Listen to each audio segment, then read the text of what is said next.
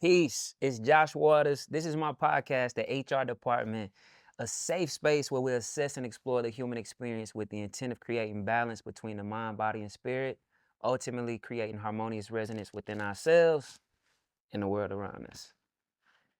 Today's episode is, can I really blame my ego though?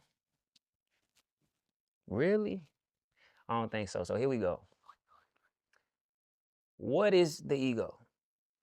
I think depending on who you asking, you would get different answers. I think in certain cultures, the ego is actually viewed as a negative thing or something that hinders you from getting to your true essence or your true self, right? The authentic version of what and who you are. Some people, or in that same vein, essentially, the ego is the thing that when you're not comfortable with being self, there's a version of you can put you off on. Essentially, I can blame that wasn't me, that was my ego. You know what I'm saying?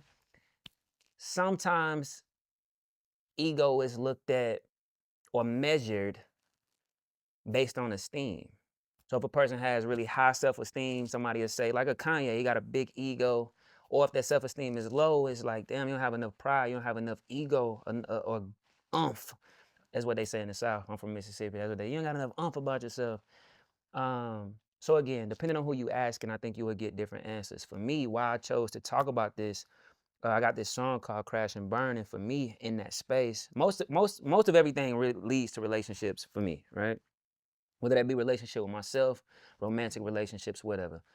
In this song, though, it was me talking about that same relationship I'm always talking about. It was two individuals that had extreme amount of self-awareness, and we knew that we probably shouldn't have even entered into a romantic space and tried to entertain that, but it also felt like if all of these feelings exist between us, how could we not entertain this beyond just friends, right? And so I think with us knowing what we probably should have done, our ego is what we subscribe to that essentially allowed us or pushed us into getting into that situation, right? As humans, the beauty about our experience is free will. We all have the choice or the option to choose whatever it is that we want for ourselves, what we want for our lives. And if you're operating fully out of your ego, then what would that manifestation for your life be? If you're operating from your heart space, I'm almost certain that that manifestation of a reality would definitely be different from that projected or manifested from the ego. The ego sometimes, if you're a person who's experienced a whole lot of trauma, is there to protect you, in your mind anyway, from experiencing what's on the other side of you facing what the trauma has bred, which is an ego body, in my opinion. You disagree, leave that in the comments. Now, going back to the relationship, I think, or my whole point in all of this for me is I'm in this period of this space where I'm experiencing a full integration between my true essence and my true self. And as I let go of my ego, as I have what we call the ego death, I'm showing up more authentically to the point to where I can assess the difference between myself or when I'm showing up with a mask.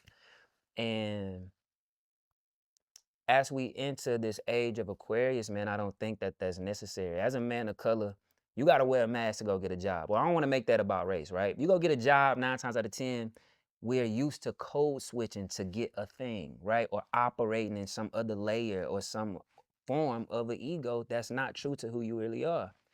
And I think for me, the more that I accept myself, there's less of a buffer between me and authenticity. And that's why I wanted to have this conversation. And I guess back to the relationship, back to the song, I wanted to just take this opportunity to hold me accountable and kind of put me on Front Street for all of the times that I chose my ego to be the decision maker versus living my life or making decisions from my heart solely.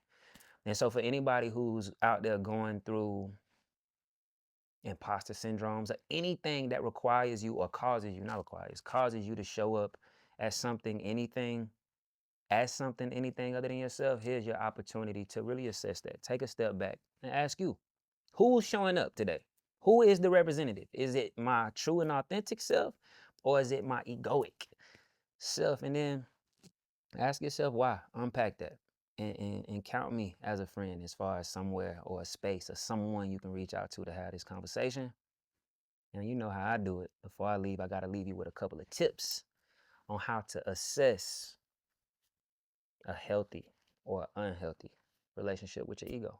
So here we go. Some signs of a healthy ego: a person who is extremely self-aware, who can take criticism um, and not get defensive over these things. This is typically a sign of a person who has their ego intact. Someone who can hear someone close to them experience success and them not feel threatened, right? Or inferior. These are signs, a short list, right, of a very, very extensive one, but these are a couple signs of someone with a healthy ego. Signs of an unhealthy ego: that person is typically overly consumed with their self-image. And that's typically because you always got to be on point because there's something you aren't comfortable with. You always got to make sure you look a certain way because you never want something about you to be revealed, right? Or I guess like I was stating about the healthier part, people who just watch a person's behavior, bro. When you see your friend being celebrated and you got an issue with that, that energy of that person is like your ego is deranged. Something isn't right, man. So boom, there you have it. These are signs, a couple of them, of healthy and unhealthy egos. And check yours at the door before you walk into any room. All right. Before I get out of here, man, thank y'all for making it this far. Please do me a favor. Like, comment, subscribe, share this video with somebody who you know. I know we all know somebody who's struggling with the relationship, with their ego. And I really, really hope this helped y'all, man. As always, I love you in real life, and I hope you have a blessed one on purpose.